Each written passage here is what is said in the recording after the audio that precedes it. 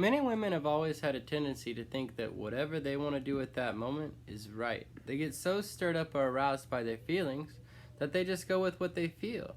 Many times people surround themselves with friends and others that feel the same way, because if anybody were to tell them otherwise, they wouldn't have it that way. So back to Judges chapter 18, verse 14. The 5 men who had spied out the land of Laish said to their brothers, "Do you know that one of these houses had an ephod, other household gods, a carved image, and a cast idol? Now you know what to do."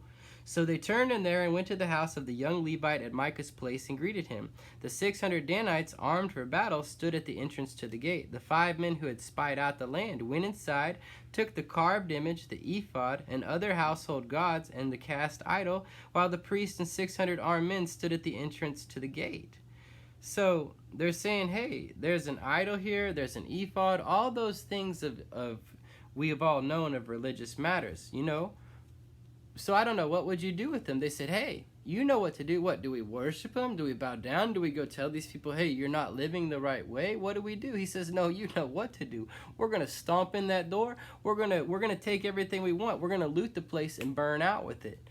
So men agree with wickedness and they do wicked things. You and I, as Christians, are called to be as shrewd as serpents and innocent or gentle or meek as doves. We're called to be very clever and very smart when it comes to dealing with people in the world, but innocent in our motives, not judgmental of their hearts, for we really don't know. But people of the world get together and they do surreptitious or sneaky things to try to grab hold of us, to try to dissuade us from the truth, or try to trick us and get something out of us, try to get us to contribute our money to whatever they're going for.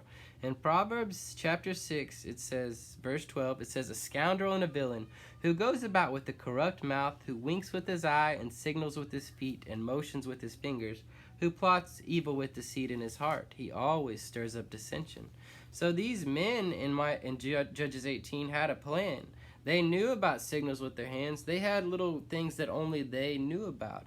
And so what did they do? As soon as they smelled somebody else had something of value, they said, hey, you know what to do. Let's go in, let's loot the place.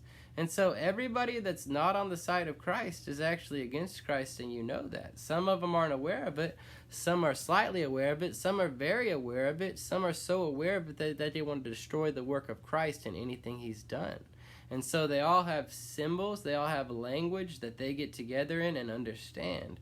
But we as children of God have a greater discernment. We have the Word of God that tells us all of these things. It just lays it out plainly how it will be. We have God who gives us wisdom if we would only pray for it and seek it. We have a God that teaches us to live rightly by that wisdom if we would only look to His Word. So we've got to look to His Word for discernment. So not only are we not duped by the world, but we expose evils and gently and properly. Somewhere like Ephesians 5:11, it says, don't just ignore the deeds of darkness. Don't only stay uninvolved from them, but rather expose them. People still need to know the difference between dark and light, the difference between good and evil. The difference still in the church, we need to know better and best practices so we're truly productive in our practice.